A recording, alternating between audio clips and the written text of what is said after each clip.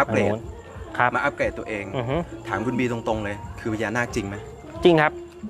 จริงด้วยนาคจริงครับนาคจริงเป็นนาคจริงใช่คุณบีถึงไม่ใช้คำว่าพญานาคก็ไม่ใช่พญานาคไม่มีอ่ะพญานาคต่างกับนาคยังไงก็คือที่บอกว่านาคเนาะคือใครๆก็เป็นได้คนที่มีโมหะมีความหลงมากๆยึดติดในแบบอะไรเยอะๆอย่างเงี้ยก็จะกลายเป็นนาคได้ซึ่งนาคก็คือพูดง่ายๆผมเป็นดวงจิตอะไรสักอย่างนึงอะไรเงี้ยกันเนาะแล้ว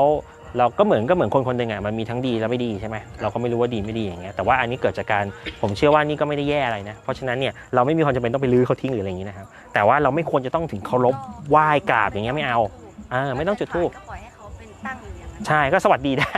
เหมือนสวัสดีผู้ใหญ่อะไรเงี้ยแล้วก็ถ้าเราระลึกถึงเขาแล้วคิดว่าเฮ้ยอยากให้เขาปรับภพภูมิดีๆด้วยกันสำคัญที่สุดเบอร์ 1เลยนะเบอร์ 1คือเขาต้องไปหมายถึงว่าให้เขาไปภพภูมิที่ดีๆเนาะถ้าเขาบุญไม่พอเพราะเขาบุญไม่พอเราเวลาทำบุญเลยปุ๊บเราก็เวลาทำบุญให้ที่บ้านเราก็นึกถึงบ้านแล้วนึกถึงเขา